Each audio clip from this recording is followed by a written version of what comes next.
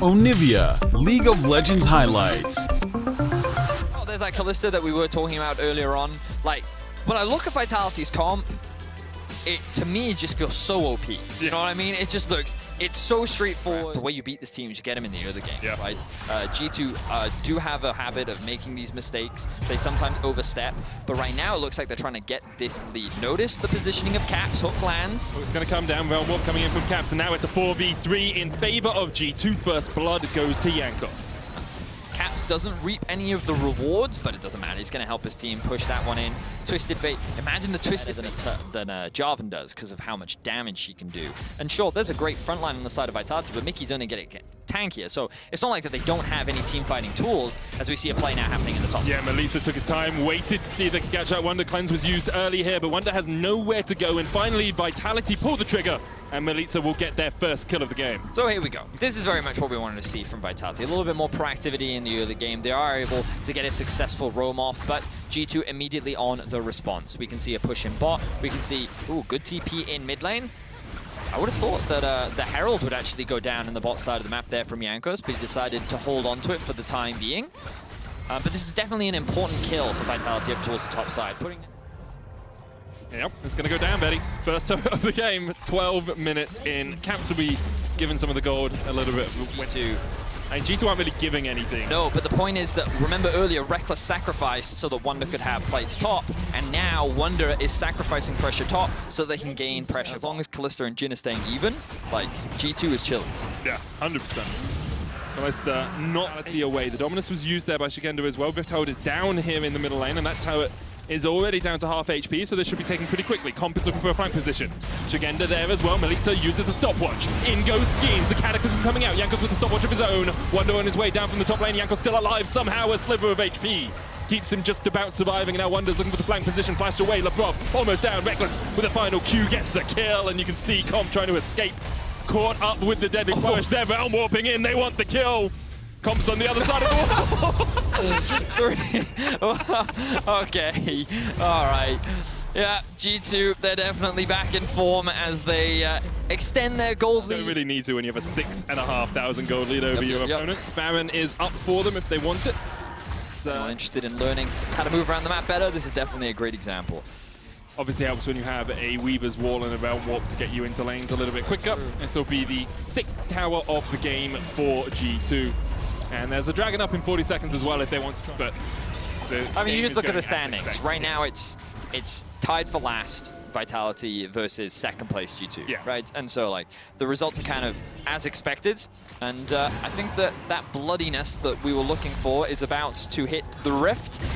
Labrov gets hooked, deadly flourish coming out, and already he is dead. Mickey's still alive, Curtain Call coming out, Schemes trying to jump onto the backline, will get a counter kill, but he pays for it with his life. The rest of Vitality retreating into their own jungle once again.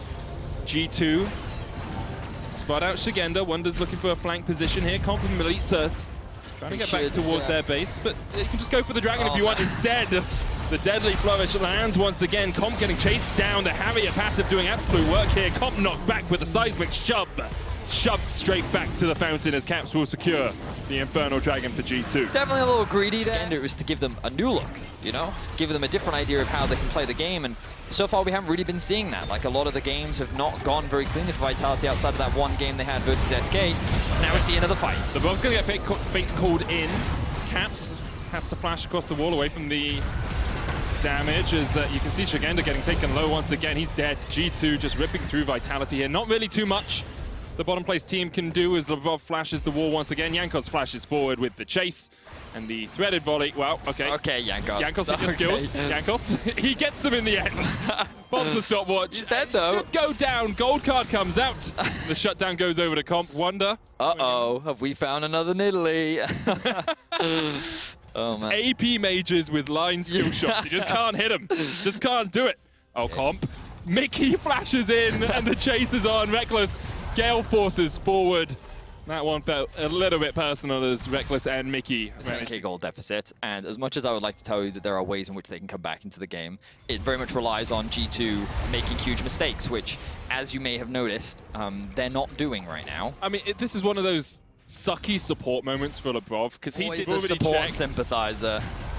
He's got like half an item. Yeah. Has he even got a mythic yet? I'm pretty sure. Oh, did he get locked first? Yeah, he does have a mythic. He's got one mythic. Wonder looking to jump across this wall, decides against it as the Baron has been started here by G2, and this should be pretty much all she wrote this Baron into an Infernal Soul if they want it.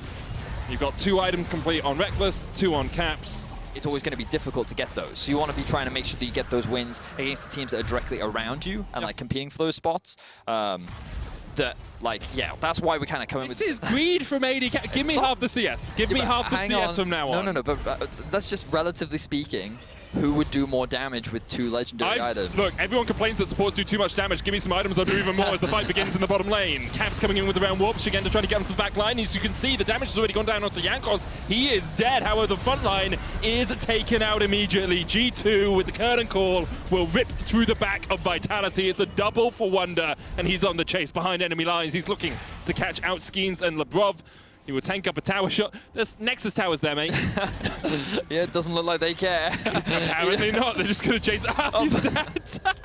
Look, he gets enough gold. Will he be able to get a legendary item now? This is the question, Lebrov. Do it for supports everywhere. As the Nexus towers fall, and G2, 29 minutes in, will take their 5th win and strike back after losing to Schalke last too early. week. You know it's G2. I'm going to keep going. I've got more in the tank, Betty. It's Vitality trying to defend as much as they can here on the fountain. Their base will not be imposed upon until G2 decide that they have had enough. Mickey has to flash away. Good fountain damage there. Fountain having a field day as G2 eventually claim their 5th win of the LEC season. Very clean win overall from the side of G2. They